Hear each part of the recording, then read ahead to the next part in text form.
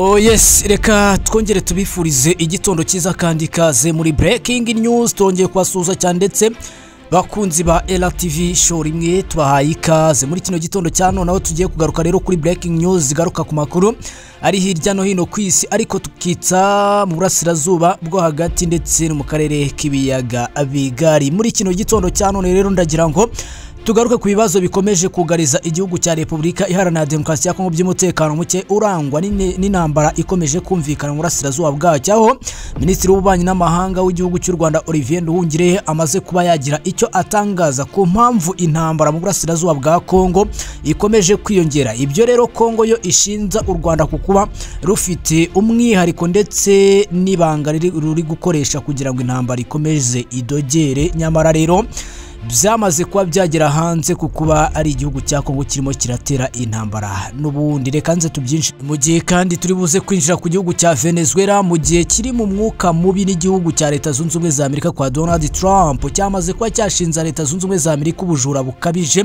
Ni nyuma yo gufata ubwato bwari butwaye petroli nyinshi cyane rero mu buryo bwemewe, bavuga ko ngo ari ibiyobyabwenge byari bitwaye bagahita babinyereza. Ibi rero kandi bikomeje gutuma umwuka hagati ya Leta Zunze Ubumwe za Amerika ndetse n'igihugu cya Venezuela utaba mwiza, mu gihe kandi bo bombi umwe wese yiteguye intambara kukuba isaha n'isaha yagabwaho ibitero. Leta Zunze Ubumwe za Amerika rero zamaze kuba zatangaza ko zigomba guhagarika intambara ikomeje kumvikana mu burasirazuba bw'igihugu cya Repubulika Iharanira Demokarasi ya Kongo, kandi mu by'ukuri mu buryo bwihuse cyane, aho rero Leta Zunze Ubumwe za Amerika zamaze kuba zatangaza ko u Rwanda ruri kugira uruhare mu ntambara iri kumvikana mu burasirazuba bwa Kongo, ni mu gihe kandi ngo rwakabaye ruhagarika ibyo bikorwa kuko biri mu masezerano bashyiriyeho umukono ku ya 4 Ukuboza 2025. Abakunzi ba LTV show rimwe rero mbahaye ikaze, kandi niba aribwo bwa mbere tugiye kubana gerageza ukane kuri subscribe, amakuru ndetse n'ibiganiro bigiye bikunogerwa umunsi ku munsi. Ni mu gihe rero intambara ikomeje mu burasirazuba bw'igihugu cya Repubulika Iharanira Demokarasi ya Kongo, aho Repubulika ya Demokarasi ya Kongo itangaza ko inkomoko yayo yose ari igihugu cy'u Rwanda. U Rwanda narwo rero rugatangaza ko ibi byose kuba bikomeza kubaho byose bikaba biterwa n'umwihariko w'igihugu cya Repubulika Iharanira Demokarasi ya Kongo n'ubundi. Aho rero ku munsi w'ejo nibwo Minisitiri Ambasaderi Olivier Nduhungirehe yongeye kugira ibyo atangaza. Yatangaje rero ko ngo niba amahanga ashaka amahoro nasabe ingabo z'u Burundi na FARDC bahagarike ibitero bakomeza kugenda bagaba. Minisitiri w'Ububanyi n'Amahanga n'Ubutwererane Olivier Nduhungirehe Patrick yatangaje ko bitumvikana kubona amahanga yegeka ku Rwanda AFC M23 bijyanye n'intambara yakajije umurego muri asirazuba bwa Repubulika Iharanira Demokarasi ya Kongo, nyamara bakirengagiza ukuri bazi neza ko ari ibitero bigabwa n'indege za FARDC ndetse n'ingabo z'u Burundi. Hashize icyumweru u Rwanda na Kongo bisinye amasezerano y'amahoro n'ubufatanye mu bukungu yashyiriweho umukono i Washington DC ku itariki ya 4 Ukuboza 2025. Aya masezerano kandi yasinywe mu gihe ingabo za RDC zari zatangiye kugaba ibitero by'indege na drone ku birindiro bya AFC 23 mu bice igenzura, nayo ikarasa yitabara. Nduhungirehe rero yabwiye RBA ko amasezerano y'amahoro yasinywe ku itariki 27 Kamena 2025 n'amatangazo yose yagiye asohoka yasabaga impande zihanganye kubahiriza agahenge, aho yagize ati ariko nta munsi usiba kuva ayo masezerano yashyirwaho umukono u Rwanda tutabwiye amahanga ibirimo kubera mu burasirazuba bwa Kongo, ni ukuvuga ibitero bya guverinoma ya Kongo yifashishijemo indege yayo cyangwa se drone mu kurasa ibirindiro bya AFC 23 biri ahantu hatandukanye binyuranyije nako gahenge kashyizweho, ndetse no kurasa abanyamurenge, insisiro z'abanyamurenge, kandi bigakorwa no mu gihe hari imvugo z'urwango zirimo zizamuka hagati y'abo bombi. ingabo z'abarundi zirenga ibihumbi 20 mu burasirazuba bwa Kongo zinjiyemo kugira ngo zikomeze zitsembe abo mu bwoko bw'abanyamurenge. Nduhungire rero yavuze ko ibyirengagijwe muri iki kibazo harimo n'izo ngabo z'u Burundi zinjiye muri iyi ntambara zigiye gufasha ubutegetsi bwa Tshisekedi kurwanya umutwe wa AFC 23 zikora ibikorwa bitandukanye birimo kwica urubozo abo mu bwoko bw'abanyamurenge by'umwihariko abatutsi bakoresha ururimi rw'ikinyarwanda. Aho yagize ati ikibazo cy'abasirikare b'abarundi ubu bageze ku bihumbi 20 bari hariya muri Kivu y'Amajyepfo batangatanze imidugudu y'abanyamurenge bakababuza kujya ku masoko kugira ngo babicishe inzara. Ibyo bintu rero birimo kuba ngira ngo hashize amezi 4 cyangwa 5 tubwira abagenzi bacu mu bihugu bindi kandi bose barabyemera ko ari byo. Yashimangiye ko rero amahanga yemera ko ari RDC yarenze ku gahenge kemeranyijweho mu bihe bishizaho. Yagize ati ni ukuvuga ngo ko bemera ko guverinoma ya Kongo itubahiriza ko gahenge iyo wasinye amasezerano y'amahoro ariko ugakoresha indege zawe kujya kurasa ibirindiro by'uwo mwarwanaga ndetse ugakoresha abacansho bandi wazanye mu gihugu, ibintu bitumvikana. Minisitiri Nduhungire rero yasobanuriye ko aya mahanga yagahagurutse ariko u Rwanda rwagiye rumenyesha igihe cyose ko RDC yarenze ku gahenge ariko agaterera agati muri ryinyaho. Yagize ati nta kuntu dushobora kumva amahanga ubu arimo avuga ngo u Rwanda M23 kandi ayo mahanga twabwiye uko kwica gahenge kwa guverinoma ya Kongo ataragize icyo akora. Nta tangazo na rimwe ushobora kunyereka ry'akanama k'umuryango w'abibumbye gashinzwe umutekano ry'umuryango w'ubumwe bw'uburayi irya Perezida Tshisekedi cyangwa se rya guverinoma ya Kongo mu kwica gahenge.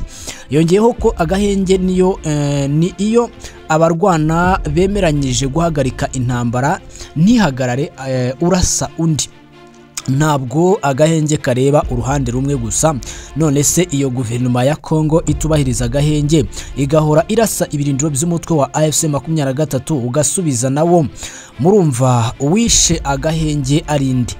Naho rero ibintu byose kubigereka ku Rwanda, kubigereka kuri AFC 23 kandi twaragaragarije amahanga nayo abyemera ko agahenge kicwa na guverinoma ya Kongo, ibintu bitumvikana. Nduhungire rero yasobanuye ko urwego rwashyizweho ruhuriweho n'ibihugu by'u Rwanda, RDC, Amerika kuwa 7 Ugushyingo 2025 yari yemeje ko RDC hagarika ibisasu byose hanyuma u Rwanda rugakuraho ingamba zimwe z'ubwirinzi. Aho yagize ati ibyo byari byumvikanyweho ariko nyuma yaho guverinoma ya Kongo ntago yigeze ibyubahiriza, yakomeje kurashisha n'indege zayo na za drone zayo zo ku buryo umuntu yibaza nubwo Perezida Tshisekedi yagiye i Washington gusinya amahoro, umuntu yibaza niba umutima yemera ayo masezerano kuko bigaragara ko ashaka ari igisubizo cy'intambara mu buryo bukomeye cyane. Ibi rero mu ijoro ryo ku ya 9 Ukuboza hamaze gusakara inkuru yuko umujyi wa Uvira wamaze kwigarurwa n'inyeshyamba za AFC 23. Ibihugu by'i Burayi na Amerika ya ruguru byasoye itangazo riyobya uburari rigereka intambara ku Rwanda nyamara rutari mu mpande zirwana. Nduhungire rero yavuze ko igitangaje muri iryo tangazo nta hantu na hamwe ushobora gusoma bavuga ibitero by'indege za guverinoma ya Kongo kandi nabo u Rwanda banabyemera n'abambasaderi babo bagiye bavuga ko bazabwira Bujumbura, Kinshasa ibyo bibazo byabo. Hari icyo kibazo batavuze nta nahantu na hamwe ushobora iby'ingabo z'u Burundi n'ibyizikora ku butaka bwo muri Kivu y'Amajyepfo. Yakomeje avuga ko rero nubwo intambara ikomeje kwiyongera ariko igisubizo kirambye babona ko cyagakwiye kubaho mu gihe inyeshyamba bambe mu gihe ingabo z'u Burundi ndetse n'ingabo za Repubulika Iharanira Demokarasi ya Kongo zagahagaritse ibitero zikomeza kugenda zigaba ku birindiro by'inyeshyamba za AFC 23. Minisitiri kandi Nduhungire ubanye n'amahanga yatangaje ko ikibazo u Rwanda rufitanye n'u Burundi ari icy'umutekano kuko u Burundi bufatanya n'umutwe w'iterabwoba wa FDLR ufite intego yo gukomeza guhungabanya umutekano w'igihugu no gukomeza jenoside mu gihugu cy'u Rwanda. Uyu rero ni umutwe wiganjemo abase bakoze jenoside yakorewe abatutsi mu 1994 aho ingabo z'u Burundi ngo zimaze imyaka irenga 3 zifatanya n'iza FARDC mu rugamba rwo guhangana na AFC 23 mu ntambara ihanganye muri ubutegetsi bwa Tshisekedi. Raporo zitandukanye za Loni zigaragaza ko izi ngabo za leta zifatanya n'abarwanyi b'umutwe w'iterabwoba wa FDLR muri iyi ntambara igaragara mu burasirazuba bwa kino gihugu cyabo. FDLR ni umutwe w'iterabwoba n'abahoze muri Exfare n'intera hamwe zasize zikoze jenoside yakorewe abatutsi mu 1994 mu gihugu cy'u Rwanda. Uyu mutwe wubakiye ku ngengabitekerezo ya jenoside ndetse wayikwirakwije mu burasirazuba bwa Repubulika Iharanira Demokarasi ya Kongo mu myaka irenga 30 ubarizwa abawugize bahamaze muri aya mashyamba. Minisitiri Nduhungire rero yabajijwe na RBA niba u Burundi butera inkungu uyu mutwe wa FDLR yasubije ko bifatanya mu buryo bwihuse. Yagize ati u Burundi ntabwo butera inkunga FDLR ahubwo barafatanya. U Burundi bufatanya na FDLR kuko ni ihuriro rimwe. FARDC ifatanya na FDLR igafatanya n'ingabo z'u Burundi igafatanya n'abacanshuro bose ni ihuriro rimwe. Nduhungire rero yavuze ko muri Kivu y'Amajyepfo habarizwa ingabo z'u Burundi zirenga 20 zari zarafungiye abanyamurenge mu mazu yabo ku buryo badashobora kujya ku masoko no mu bindi bikorwa byatuma bibeshaho. Mu burasirazuba bwa Kongo kandi hari abarwanyi babarirwa hagati y'ibihumbi 7 n'ibihumbi 10 barwana ku ruhande rw'ingabo za FARDC bafatanyije n'ingabo z'u Burundi.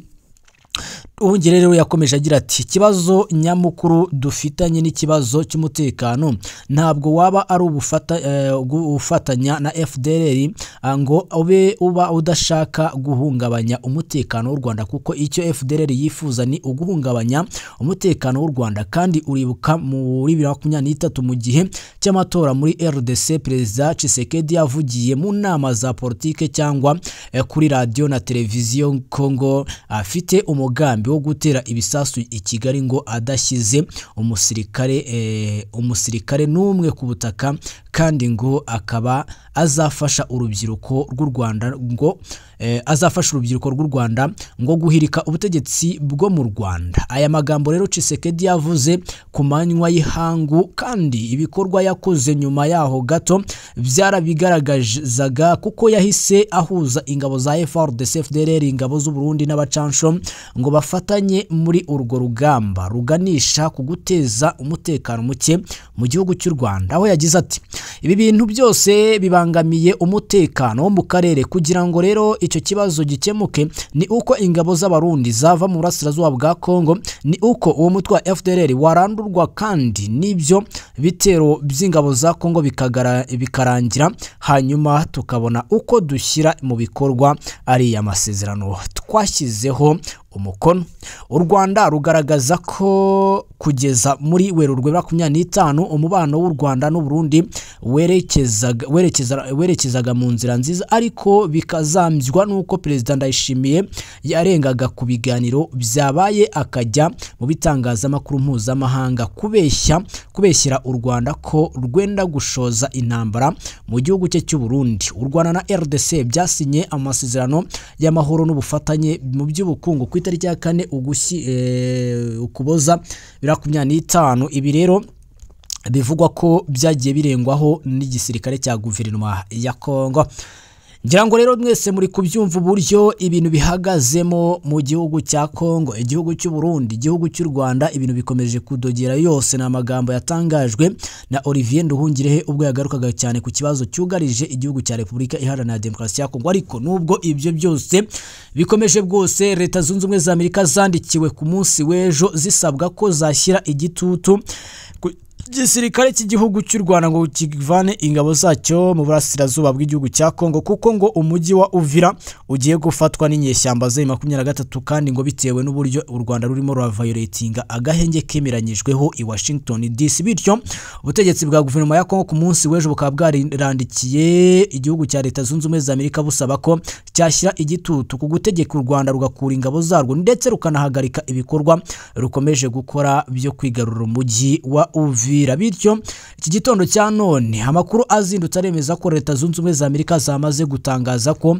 zamaganiye kure cyane ndetse zitangaza ko u Rwanda rugomba guhagarika ibikorwa rurimo rurakorera burasirazuba bwa kino gihugu kuko ngo ni ibikorwa bitari byiza kandi bigomba guhagarara umwanya ku wundi. Abakunzi ba LTV show rimwe rero ndagero tugana ku musozo tubanze tuvuge ku cyitwa guverinoma ya Venezuela aho iri gushinza Leta Zunze Ubumwe za Amerika ubujura bukabije nyuma yo gufata ubwato bw'ibikomoka kuri peteroli bwemewe ku nkombe za Venezuela. Uko byatangajwe mu itangazo rero ryasohotse muri Venezuela aho guverinoma ya Venezuela yavuze ko izarinda ubusugire bwayo, umutungo kamere n'icyubahiro cy'igihugu mu buryo buhamye kandi ivuga ko izamagana ifatwa ry'ubwato imbere y'imiryango mpuzamahanga. Ikinyamakuru Reuters Tariff Watch nicyo gikubiyemo amakuru agezweho ku bucuruzi mpuzamahanga n'imisoro yandikishe hano kuri ubu ngubu. Rero perezida wa Leta Zunze Ubumwe za Amerika Donald Trump yemeje ifatwa ry'ubwo bwato mu ntangiriro zacyo mu ntangiriro zo kuwa gatatu. Igikorwa cyatumye ibiciro bya peteroli bizamuka kandi kikazamura cyane amakimbirane hagati y'igihugu cya Washington ndetse na Caracas muri Venezuela. Uwitwa Nicolas Maduro rero nawe akomeje gushakisha hasi hejuru ni perezida w'igihugu cya Venezuela ashakisha ubufatanye ndetse n'inkunga zigiye zitandukanye aho yamaze kuba yakakira intwaro ziturutse mu Burusiya ndetse no mu Bushinwa bivuga ko bari kwitegura cyane ibitero Leta Zunze Ubumwe za Amerika ngo zigiye kuba zabagaba kuko bavuze ko bagomba kurinda ubusugire bw'igihugu cyabo. Abakunzi ba LTV show rimwe rero mukomeze mugubwe neza ngaye nguko ni gutyo ibintu byari